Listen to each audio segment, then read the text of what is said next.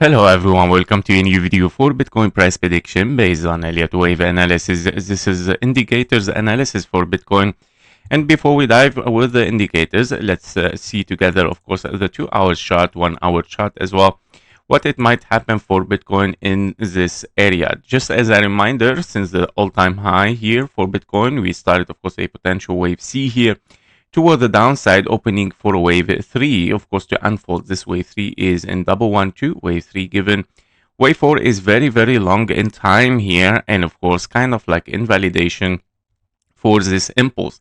Transferring this structure here to something as an expanding diagonal, since of course the wave 4 interfered with zone 1, wave 5 longer than wave 3, wave 3 longer than wave 1, and that is a perfect expanding diagonal. Very rare to get to have, but of course in this case it works as a wave C here in an A, B, and a C finished, of course, potential wave 1, of course, as a zigzag in case we're transferring here from an impulse to a diagonal. And that means, of course, a diagonal can still be a 1, 2 here and 3, 4, 5 toward the downside. To finish up, of course, our ABC here as an expanding flat to reach the 68K and a rounded for 1.618 wave C. Now, currently, this wave 2, in case we are in a 1, 2 here, in this diagonal, which is, of course, currently the highest possibility, can be, of course, a potential ABC, since we have already the diagonal, the leading diagonal, and we might be, of course, in an ending diagonal here as a 1, 2, 3, 4, and a 5. This zigzag, of course, is your wave 1, and that because, of course, the wave 4 interfered with the zone 1, it's not allowed to be, of course, in an impulse, therefore transferring directly here to something as a zigzag can be the wave 1, wave 2, and we're looking to another ABC here as a wave 3. Wave 4 was estimated, of course, to hit between 0.38 and the 0.5 fib level. Our testing area hit perfectly, and we see right now, of course, a reaction starting to push a little bit for higher. Now, potentially, of course, it can still be a possible scenario here for much more lower prices. A little bit to finish up, of course, this structure, which it can be, of course, here a W, and we are in an X and a wave Y here. So you might have, of course, kind of like ABC here. We cannot really count so much here as diagonal because, of course, the wave 5, very likely it is longer. But let me check this first. Maybe it is not. So wave 5 as diagonal here. Well, actually, it has hit the perfect target. Let me check also if the wave 3 is longer than the wave 1. Well, it is not. Well, basically, it looks fine as diagonal even. So we can count even that as a potential diagonal ABC here. Currently, you might be, of course, in something corrective as a wave B here, and then pushing for lower for one more low in case this happens. But in case we are bullish already and finished here as something corrective as a W, X, and a wave Y there, and finished, of course, wave 4 exactly in the fib levels, it might be, of course, the time to push for higher and looking, of course, for the wave 5. However, internally on the 15-minute chart, it is very hard to call this something as diagonal. It can be, of course, something as an expanding diagonal, but of course, it's very rare, guys. So it's very risky to count it as an expanding diagonal, wave 1, and then wave 2 here, and then you push towards the upside. So it can be, of course, it is a possibility.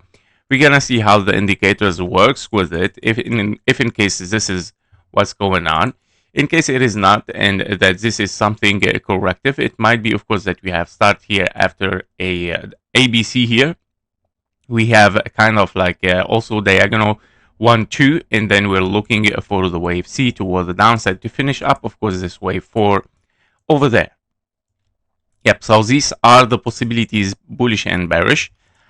For Bitcoin, the highest possibility is still corrective here, and we might still get something lower before we push for higher again. Meaning on the lower time frame, very short low, and then we push, of course, again towards the potentially the 100K here, which it should be, of course, the perfect target for wave 5. Interesting to note that if we break the 103K here, it is our main key level for something bullish, meaning if the price goes up to the 1-to-1 fib level, that means, of course, the wave 5 becomes longer than the wave 3, which is not allowed here in validation of a diagonal. It doesn't mean that we are bearish, but it means we are more bullish. And that means, of course, this will transform to 1-2-1-2, and then wave 3 will unfold towards the upside for 5-4-5. Once we reach the 103K736. Yep, so this is regarding Bitcoin for the Elliott Wave possibilities. We'll see what's going to happen. We're going to start, of course, with the indicators. Now, the first thing I would like to show with KGT, of course, our indicator with the new upgrade, of course, with the simplified view. As you can see, we have double signals on the 3-minute chart. Very interesting. This is a very, very strong signal. But you know what? I would like to refresh just to make sure. Well, yes, it is. It is double signals here for the 3 minutes for Bitcoin, where we see, of course, a divergence towards the upside here starting to unfold. And of course, double signals in bullish signal. That means, of course, very bullish. That means, of course, yeah, it is very likely to push towards the upside already from now, guys. And it might be that the thing that we have bottomed here for wave 4, as per KGT. Now, on the lower time frame as well, we can see another, on the 1-minute chart, we can see another bullish signal in divergence as well. And we see, of course, potential higher prices. So very interesting for Bitcoin. So I would say, yeah, the things are pushing towards the upside currently. And it is very likely that this is a wave 4. Now, as per Elliott Wave, it can be, of course, guys. But in this case here, we have to take it, as I mentioned, as kind of like an expanding diagonal there, which is very rare, right? Like 1, 2, 3, 4, and a 5, wave 1, and then ABC wave 2, or let's say even A, B, and a C, something to push toward the upside. But I think this is yeah, should be at least a wave 1, 2 here, 3, 4, and a 5, then wave B, and then getting the wave C towards our target here, because we need a zigzag there. So yeah, it can be, of course, our 1, 2 here formation. And we might seek after, of course, a wave 3, 4, and a 5, then wave B, and then 1, 2, 3, 4, 5 to hit this area, guys. This is what KGT shows, and I trust, of course, the accuracy of KGT so much, and here we are, we're still, of course, pushing for higher there. Yeah, so this is regarding the KGT. If we take a look also at the MACD and RSI both together, it's preferable this time. I'm gonna start to walk with RSI and MACD together. So basically, the 1-hour chart here shows us also that the RSI is exactly on the middle, on the center line right now, meaning, of course, it's very neutral still, especially that here on the MACD, the momentum is slowing down as well, is not very strong, especially that the signal line and the MACD line are still, of course, neutral as well. So I would say on the 1-hour chart is very, very neutral. It might, of course, explode towards the upside as per KGT, and of course, passing the center lines for both indicators. On the 4-hour chart, we can see that the RSI is above the center, so it might play as a support here somehow and start to push for higher. While the MACD, of course, line and the signal line are still open for lower here, so we gotta be careful. However, to mention, the momentum toward the downside is decreasing, and that is, of course, also a signal that it might be a bullish cross very soon before reaching the center line and then starting, of course, a push toward the upside here. Very interesting as well for the 4-hour chart, the indicators on the daily as well. Well, the daily is looking really good, I would say. Despite that, the daily touched the oversold area here. We might still, of course, retest it one more time, and of course, even a little bit overshooted here above it. Especially that the MACD line and the signal line are still very open here. The momentum is building still, yeah, but of course, lately, the last 3 days, the weekend, and before it, they start, of course, to decrease the momentum. But since it is still open here, it is very likely also to renew, especially that we are coming from a very deep area with the MACD here. Yeah, so very likely also to push for a little bit higher still of course on the daily. So interesting as well for the MACD. On the weekly, well, the weekly as well, we can see that we have also here a bullish divergence, very interesting with the RSI here. As you can see, the bullish divergence within the price and the RSI, and we're still looking for higher. At the end, of course, you need to touch the center line within the RSI. So I would say this week might be in a green still. Yeah, so that is interesting as well, especially that the MACD momentum is decreasing here, and we might get, of course, kind of like a bullish cross or even a cross that it bring us back down. So one of these possibility on the weekly here on the MACD might happen, but the RSI signify that yes, it wants to touch the center line as a resistance again and then pushing forward. That means, of course, one more green candle for the weekly here for Bitcoin. On the monthly, and of course the monthly is still showing a bearish cross for the MACD. As you can see, a very, very strong bearish cross coming from the top and still, of course, open for a red momentum here. That means, of course, at the end, it might, of course, push for lower, meaning after the weekly here candle that we might still get, we might come back, of course, to push for lower. And I believe that the MACD here will push for lower again. So, yes, so this is what I think regarding Bitcoin. I think this week might still be in a green for the next days as well, as it shows here. So we might get like few days in a green this week, but after this we gotta be careful, we might drop down. Yeah, so we might get one more high, and especially with Elliott Wave here, we need these highs, right? So we need this 100k here and around it. So if we get the 100k, we might, of course, push for lower because we might finish the ABC here.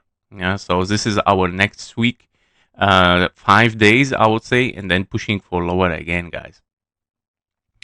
Yeah, so this is regarding Bitcoin. This is what I think with it. Now, if we take a look as well at the EMAs here, on the 1 hour chart, currently the 1 hour chart, of course, still pushing for higher. The EMAs 100 and 200 are still open.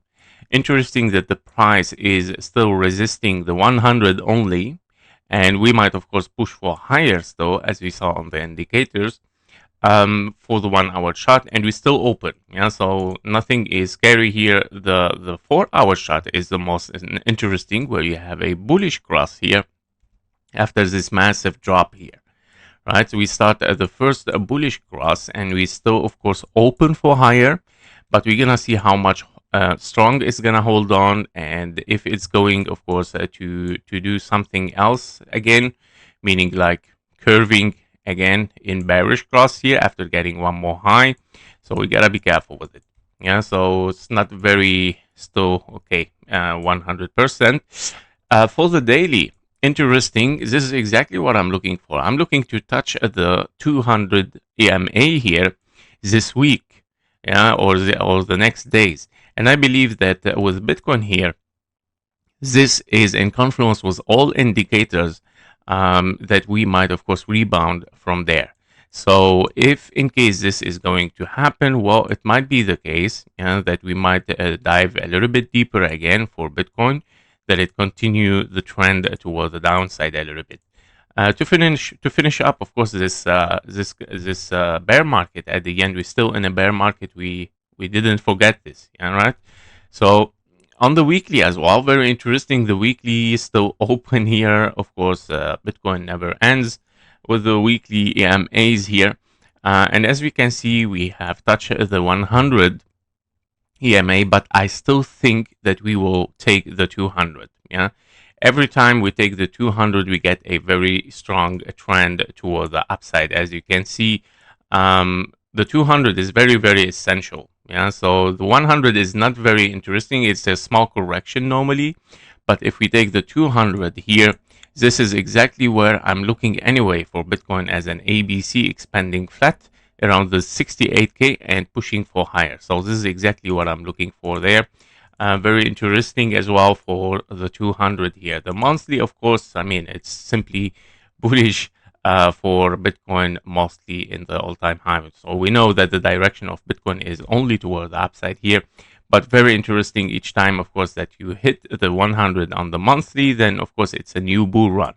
Now, would this push really low to touch it, or it's gonna do the same as before without touching the 100? Now that was the most intense bear market, the last one. So it has touched it firmly and then pushing really higher. But I doubt that this time we're gonna touch it. Of course, on the monthly, I think maximum we're gonna get the weekly here for the 200 and then pushing for higher.